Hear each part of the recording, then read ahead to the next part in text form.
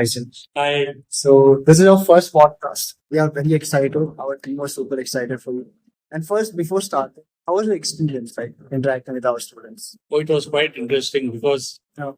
I interact less with college students because I'm more into children. So I always used to worry about children, how will they grow up and what problems they'll have. But when I saw your crowd, I see that there's some maturity that has come in when they come to college. I think that maturity is nothing but experience that they've gained over the period. So most of your students are little experienced in life and it's real life. It's not that fake life or that illusionary life. I'm not talking about that. Okay. Most of your students are very well organized. They need a little support. So we plan to do a lot of psychology related programs in the college, Okay. which will help them to get organized more and more in the days to come. That's it. So, sir, you said like about illusion life. What was it like? Illusion is where you dream of something that doesn't gel with reality. Got it. Like you can think that, tomorrow I'll finish my BTech and then I'll get a good job. I'll work in so-and-so big company and make lots of money. Okay. But those companies are already cutting down their employees. So where's the question of getting a job? Got it. So you are in an illusionary world. You are imagining a lot of things that doesn't exist. So that is what illusion is all. Why do you think it's bad for it? Like, for example, it's kind of related to reality. Like, See, in reality, life is very different from what you experience. But you imagine what life is all about. That imagination is the problem. got it. If you have your skills in place, if you are good with your knowledge and you know how to deal with yourself, that can take you to places in life. Yes. But if you're not skillful, but only academically you have excelled, and you dream that you'll do this and that, and when it comes to doing, you are a failure because you don't know how to do things. Because it's like we are living in imagination, but Yeah. no action is No there. action. That is the problem in most students. Got it. Why they are failing in life is because they don't know how to live above. Yeah. They might be academicians, top rank holders. Yeah. They might be top experts, but they don't know how to do things. They know how to design a program, but they actually can't design a program. That can become a problem. Completely understand. Yeah. So, one more thing. One sensitive topic I'm talking. In this modernity, don't you think like mental health has been a joke because Yeah. of this memify, reels and everything? Yeah. Like nobody takes serious mental health. Yeah. And don't you think it's a very serious issue? Like, It is a serious issue. Mental health globally is a serious issue, okay. especially post COVID. A lot of people have realized that they can't do what they really want to do. Yeah. So that brings about unhappiness. That makes them miserable. Yeah. It makes them suffer a lot because they don't know what to do with themselves. Got it. But actually, the positive side of it, people began to realize the reality that you need to work hard, you need to work in the right direction, and you can't pay the fool with your life. So people have started becoming serious. And thankfully, the technology, advanced technology has brought about everything out in the open. Yeah. People now have too much knowledge to decipher. That has become a big challenge for the mental health. Sometimes when you have too much of information, it's very difficult to decipher what to do with the information. Completely. Or earlier time, it was less knowledge and people didn't know what to do with themselves. Now you are caught between the devil and the deep sea. So either you don't know knowledge or you have the knowledge, but you don't know what to do with the knowledge. Yes, true. So if you can train yourself and be able to use your knowledge properly, that is mental health. Got it. Your ability to do well with yourself is the mental health. Got it. So, under what circumstances an individual want to seek a psychologist, and why is it important for an individual, to consult a psychologist? See, honestly, if you know how to deal with yourself, you don't need a psychologist. Because as a psychologist, I come across a lot of cases where people are dependent on you. Because in our society, mostly we are trained to depend on something. Like from childhood, they taught us to be dependent on God, Yeah. or then some religious beliefs or some rites and rituals. Or then we were trained to depend more on your parents, then depend more on your teachers or your school or your college. This dependency is our biggest challenge, barrier in our life. But at the same time, if you have trained yourself to be independent, being able to do things on your own, then life becomes easy. So then, how as an individual, I should know that should I consult a psychologist or a psychiatrist? No, if you are able to solve your problem, then you automatically know that you don't need a psychologist. It's only when you are stuck and you're dependent on somebody to do it. At a certain stage, your parents become helpless. At some stage, your teachers are not available to help you. And your friends might not be able to reach out and help you. Then you feel so helpless because you can't do things on your own. That is when you seek the help of a psychologist who, again, a real good psychologist will help you to look at yourself rather than reaching out to you directly. When you go with a problem to a psychologist, the psychologist will help you to understand your problem and find your own solution. The psychologist will not find a solution for your problem. Then how do we differentiate between a psychologist and a psychiatrist? The psychiatrist deals with mental illness. He treats mental illness by medication and treatment. Got it. A psychologist is someone who deals with people who behave mental, like you say, no, somebody doesn't have a mental problem, but he acts as if he has a mental problem. More like a behavioral issues that doesn't require medication. That is when a psychologist comes to your service. So one more thing I want to focus, like how a student can use techniques, coping techniques, because at some stage you're gonna, like at the age of 20 to 25 years old, we're gonna face some issues, life gonna hit you, because unknowingly or knowingly life gonna hit you very hard. And at that stage, real mental health comes to stage, right? Yeah. So how can a student develop the mental health? Like in the darkest phase, you can control yourself. Yeah. So basically try to understand what is mental health issues. Yeah. The mental health issues basically are when you are thinking into unnecessary negative thinking, lot of thinking, unnecessary irrelevant thinking or overthinking. So the culprit here is the thinking. If the thinking is curtailed, if the thinking is controlled, it is converted into positive thinking, then you are supposed to be having good mental health. When it's the other way around, you are having a bad mental health. That's all. Then if you learn the technique to be able to control your thoughts and emotions, then you are trouble free. It's all about thinking process. It's all about thinking process. If there is something beyond that, how much ever you try, you go into deep depression, there are physical impact happening, you are not able to get out of your problems, then you go to a psychiatrist for medical help. And how do you get to know you are in a depression or it's a normal stress? A professional like me, a psychologist or a psychiatrist will be able to decide what you should do. Okay. So what should we prioritize? Shall we prioritize mental health or physical? The mind precedes the body.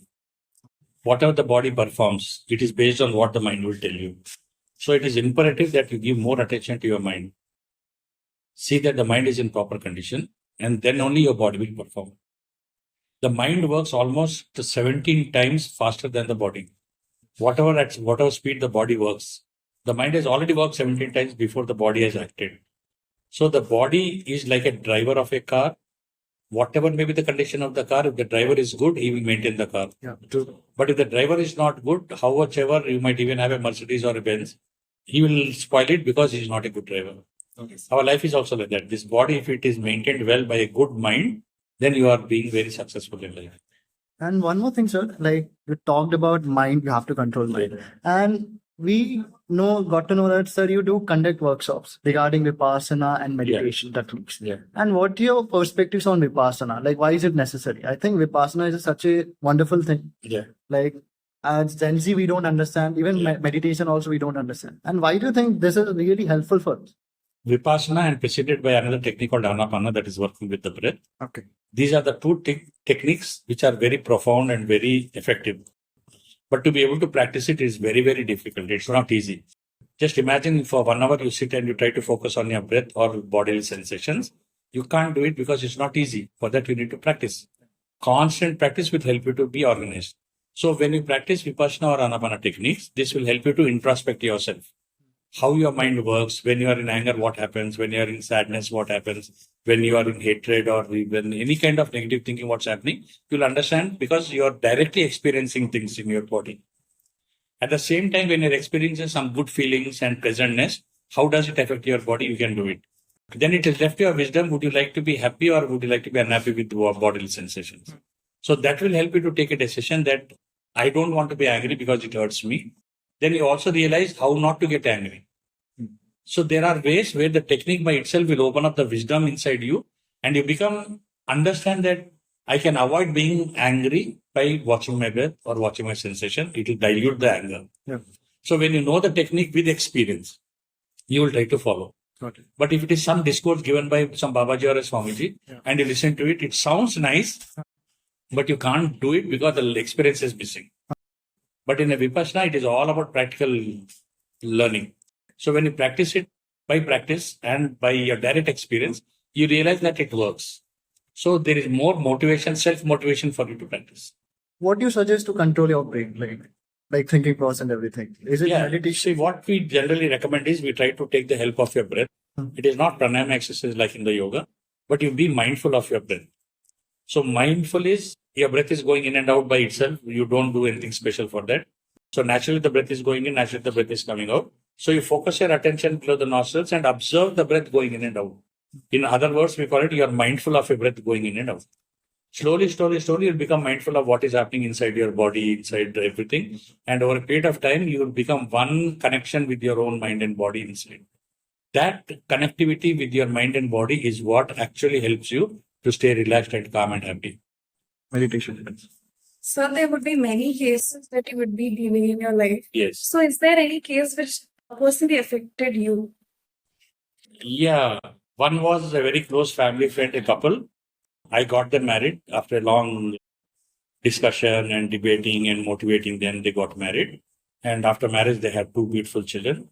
And one day we realized that the woman is having a lot of mental health issues. So she had to be admitted in a mental hospital and treatment was happening. And she became deteriorated day by day. And one fine day, she jumped in a river and killed herself, leaving behind very young children. That was very disappointing for me. That in spite of all the effort that we put in, that when it comes to mental health, if you don't take proper mental care at the right time, it will mutilate into something much, much more worse. It can lead to suicides. So that was very disappointing. Sorry to interrupt, sir. What specifically leads to suicide? Is it the trauma or is it like you can't handle it? In a crisis moment, when you're not able to make a decision, when you're not able to think properly, everything is hazy and black, you just go and do whatever comes to your mind. That is what happens with a suicide. See, fundamentally, nobody wants to kill themselves. No, yeah. And a person who really wants to kill themselves is the person who doesn't know how to live. So living is an art. Similarly, dying is an art. So if you have learned to live the art of living, you will also learn the art of dying. Yeah, true. So you don't kill yourself, you wait till you die. But till you die, you might try to make yourself more workable and useful for the society. So that is how you will be able to think about yourself. So what really made you motivated to come through this psychological path? I think from the time I was born, I was a third child in the family. The first was a brother and my sister. The boy and the girl, thrill for the parents must have been over. So third fellow, when I came, I didn't need much attention. I was left to myself. I think that was an advantage because I was not pampered. I was left to myself.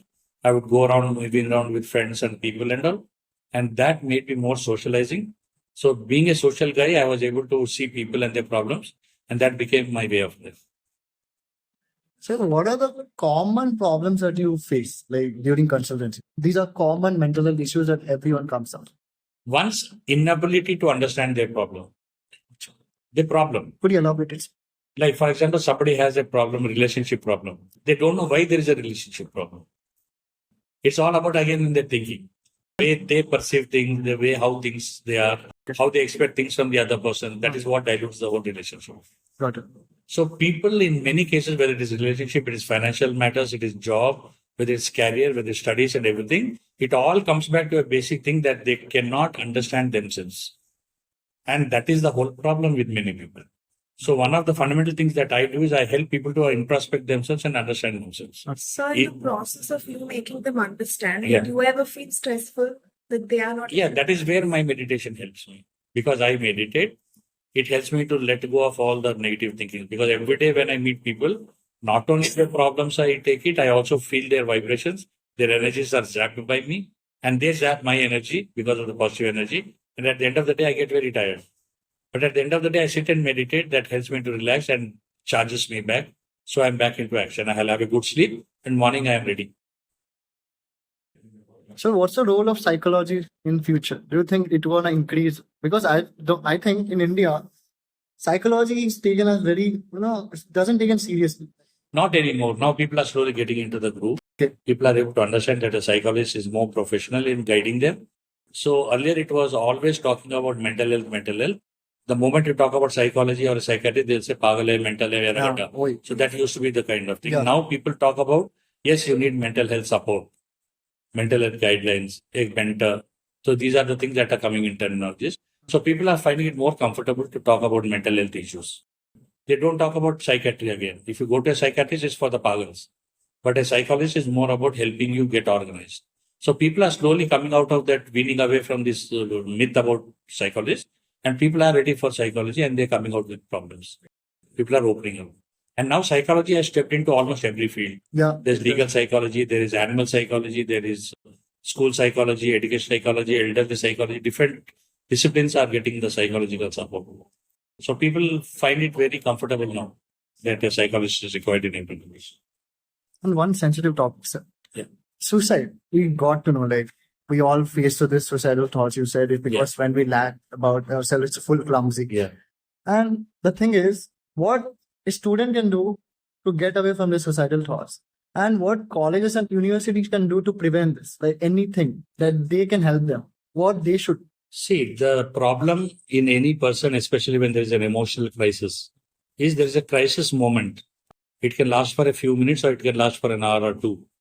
If that crisis moment is supported by somebody who is there unconditionally, without putting any conditions, and being able to listen without interfering with what the person is trying to say, that will help in long way to help them solve their problem. People want to express their problems. They want to share their problems. And when they don't find somebody to do it, they will go and kill themselves. Or at least attempt to kill themselves and to threaten people that they want to die because there is nobody for them. Basically, they limit themselves. They limit them. Yeah. So if there is somebody like earlier, it used to be parents or grandparents. Yeah. Now even they are not able to do it. Yeah. Friends are also not able to do it. So there are professional helps now. That's exactly what I was talking today in the college. Like, there can be a befrienders club where there will be volunteers who will reach out to you and be there to help you to express what your feelings are. Because when you talk of feelings, which is closed down inside you, if they are expressed, half the problem is solved. And if they can repeatedly tell what their problems are, express it properly, and somebody is giving a confidential support and assuring that they will be taken care of, people will like to talk and share. And that's what we are hoping to start a befrienders club, where befrienders unconditionally will be there to support you. So one more thing, you seem such a joyful person who have seen a lot of life. Yeah. What's your perspective about life? How you see life? See, I have worked with people like chief ministers, film stars, prisoners in the jail, and children and old people. All categories of people in my life I have experienced. It all comes back to one thing. When you don't have your mind in your control, there's trouble brewing for you in your life. The day you learn to handle your own mind, that mind is your best friend. A trained mind is always a best friend for you. Like any wild animal, if it is trained, it can be a wonderful pet. But if it's not trained, even a normal domestic animal can become a big villain for you. So you need to train your mind, which is very, very important. And that is the need of the hour globally. All globally, because I travel around the world, I know how it is, whether it is US, whether it is any country for that matter, everybody has mental health issues. And everybody needs basic mental health support. And that mental health support nowadays is dependent on somebody else. So it is something like counselors or volunteers who can stay and spend time with you unconditionally. That is the very important part. Without putting any conditions, people will be able to reach out and help you. One book or any movie that you would suggest that would help our audience or the students? See the movie called Silence of the Lambs. Okay.